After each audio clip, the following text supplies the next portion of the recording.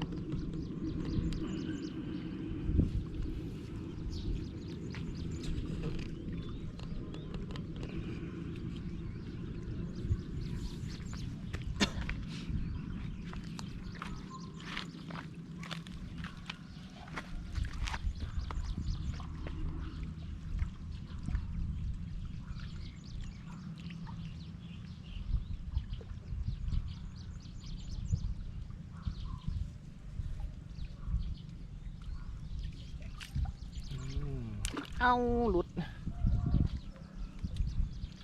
แห้งมาเลยเบ็ดถือขั้นหอมอีกทีครับ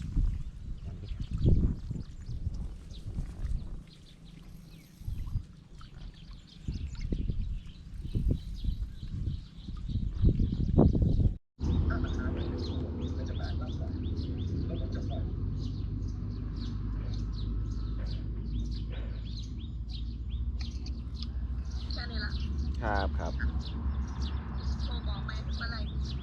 เราไปหาแง่ไข่เบอร์แดงอยู่ทึ่งโคก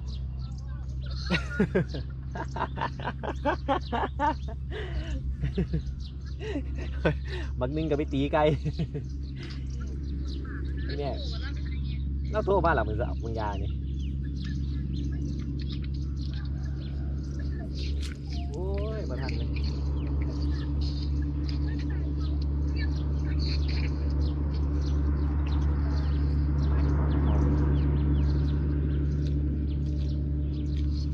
เราโทรมาว่า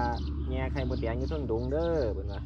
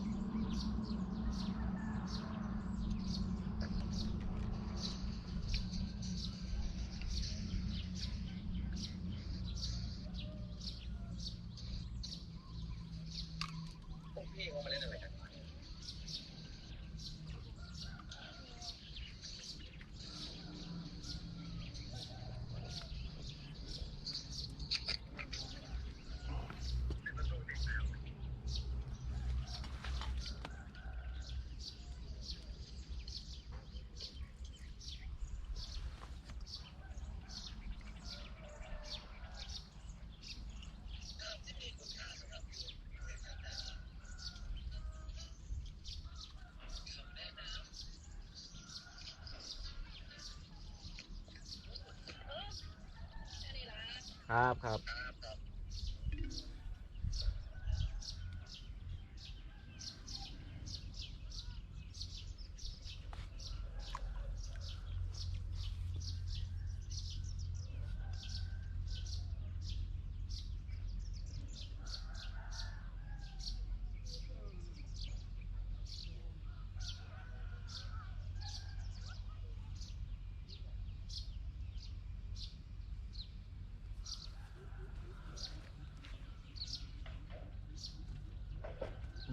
กัดปะ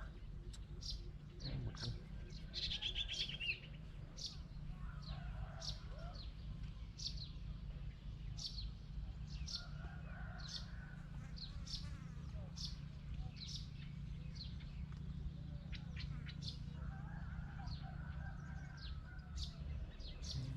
ปลาหน่อยดึง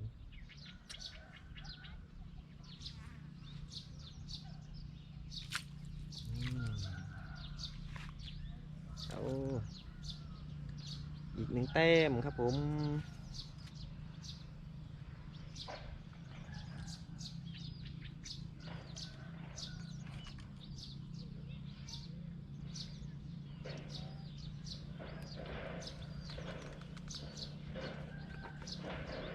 แล้วหนึ่งแต้มหนึ่งแต้มครับหนึ่งแต้ม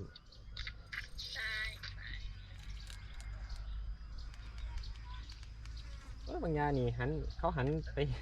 เพิ่งหันไปเห็นดามเสียมลอยขึ้นมาหาเสยประคอ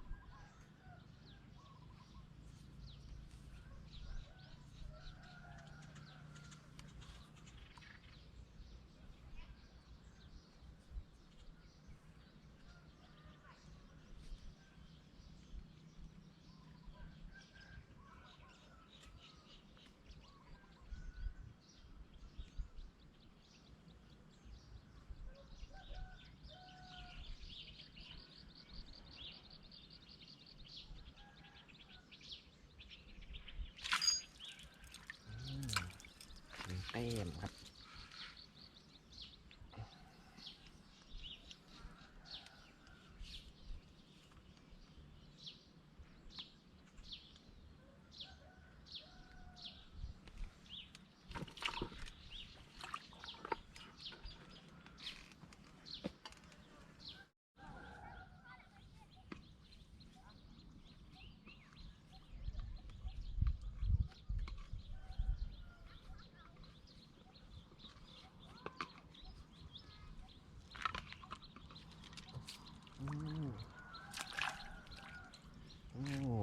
อีกหนึ่งแต้มครับกำลังผสมเงืออยู่หนึ่งแต้มครับ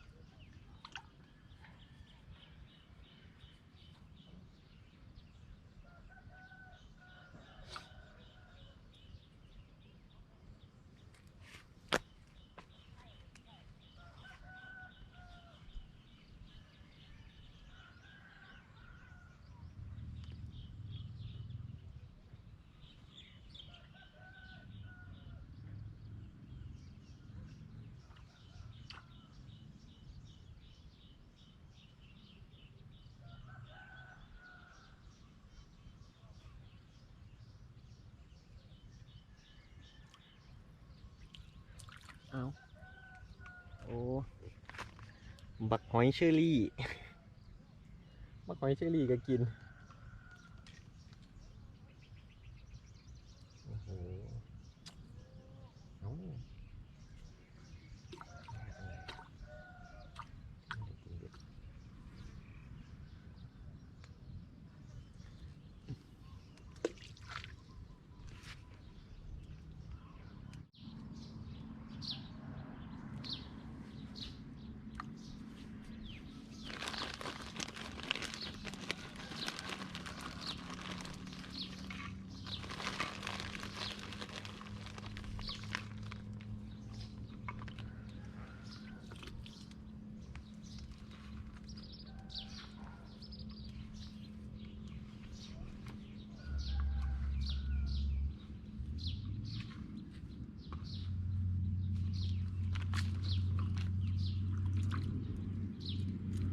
อีกหนึ่งแต้มครับ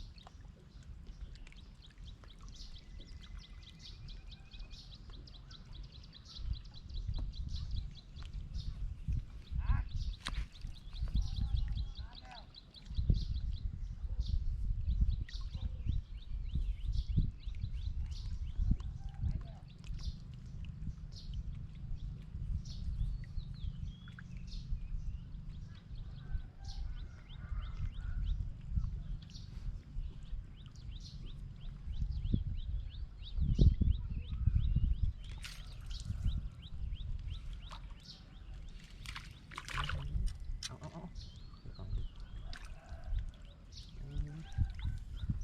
อ่าเกี่ยวทองครับตัวนี้โอ้ยคืออ้วนครับวะเดี๋ยวสิกิน วัดเขานี่เป็นพี่ยังไงยังนะ อย่าง เพื่อนยังว่าบ้านชายเล่นนะแม่ชายเล่นอย่างนะ ตะกี้นี่ตะปลาบัวตัวมึง แม่นเป็นต้นไม้น้อยๆรอบหน้องมั้งสมัย ปลาหยางไปเบิ่งปลาหยางปลาหนามแต่ตะกี้ปลามันหลายตัวตะกี้ หลายแล้วมีฮอดแขน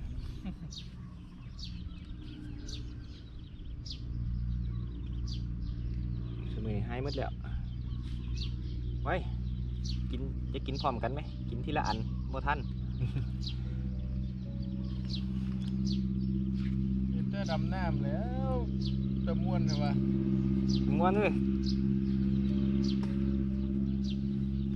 ดำยิ่งปลาด แข็งแต่ตลอด ำบ่ยิ่งก็ไปดำดูปลากะปะกะลังเบิ่งนั่นเบิ่งนี่ไปเรื่อยเปื่อยเนี่ย มันดันบอลทะเลดัน ฮะ ดันขึ้นบ่ ดังหยังโอ้ ใหญ่ดูฮะ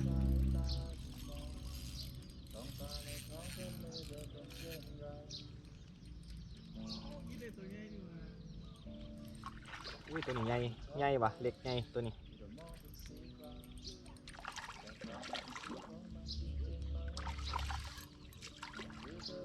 ว้าตัวนี้ได้การเลยวะไปครับไป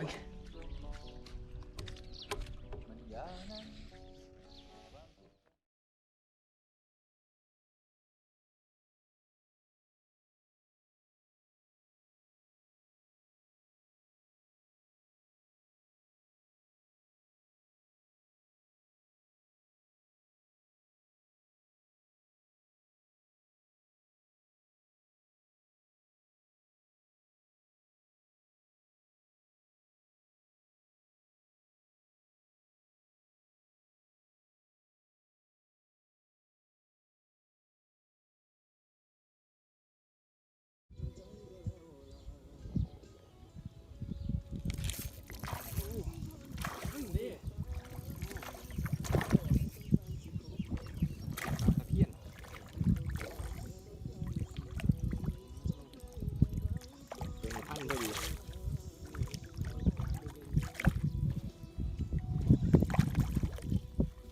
ขาดซะเนาะโอ้ยเต็มผมเลย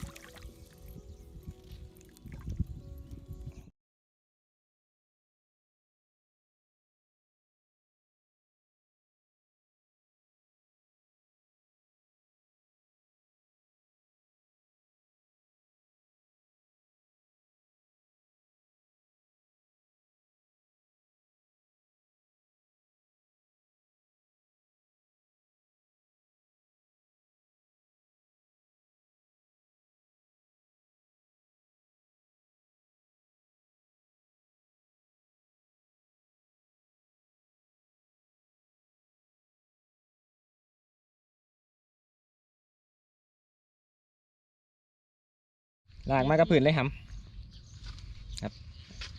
อีดแหม น้องๆเข้ามาตกปลาน้ำครับ ใช้ตัวใส่เงือหยัง ครับ กบสุปตาครับ โอ้กบซุปตา ตาก บซุปตากับปลายางครับ เล่นเลยนะ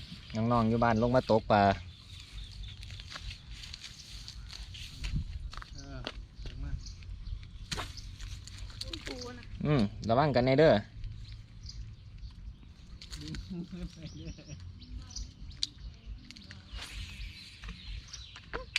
เฮ้ยตัวคุณอะ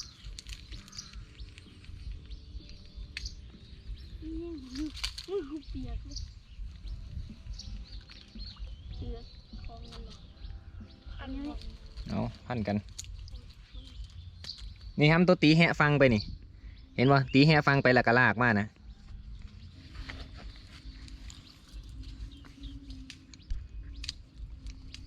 นี่คือกูเลยเหรอ นั่นแหละ ตีอยังฉันแหละ โอ้โหห้องกูผูนี่เกี่ยบอกร้ายเลยไม่ยังโอริวโคตรเยอะ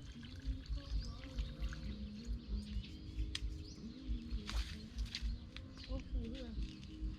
ตกกันนะ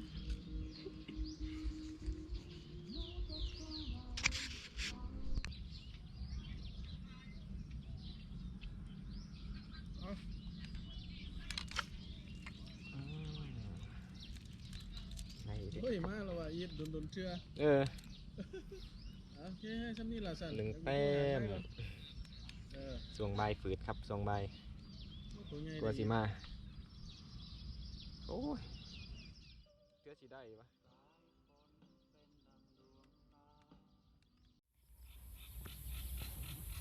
สวัสดีครับผมมื้อนี้ก็ขึ้นจากน้ำเข้มมาน้ำจืดเนาะครับ มาตกปลาอยู่อ่างเก็บน้ำหนองยีจีนะครับ อ่างเก็บน้ำอยู่บ้านนี่แหละ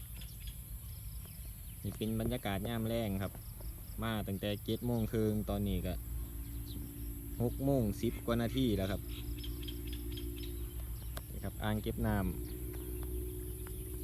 ำอันนี้ก็อ่างใหม่ที่จริงอ่างนี่กับอ่างนี่แต่ก่อนมันเป็นอ่างเดียวกันนะครับเขาเจ้าขุดคู่ไว้ขุดคู่ตันตรงนี้ แต่ก่อนมันเป็นหนองเดียวกันเลย เป็นอ่างเดียวกันไปหมดเลยครับนี่ครับบรรยากาศย่ามแรงบ้านเฮ้าครับสะดุ้งใหญ่ครับวิถีชีวิตชาวบ้านแต่แม่นย่ำน้ำมาน้ำขึ้นครับปลาขาวหลายแห้งครับ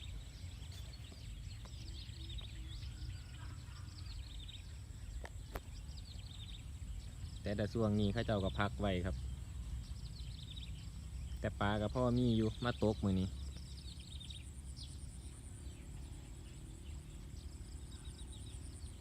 บรรยากาศบ้านเฮาเนี่ยมือแรงโอ้มีความสุขหลายได้เมื่อบ้านได้กลับบ้านเนาะย่างไปเบิ่งบ่อใหม่ก่อน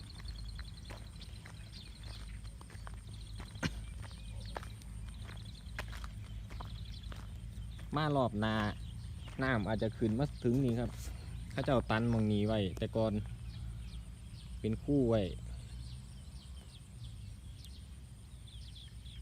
เดี๋ยวเขาเจ้าก็มาหลอกอีกน้องหนึ่งครับ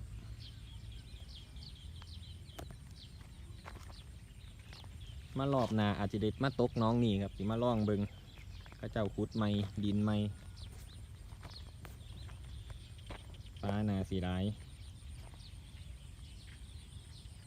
โอ้ตาเป็นไปแล้วครับตาเอาปลาไปแล้ว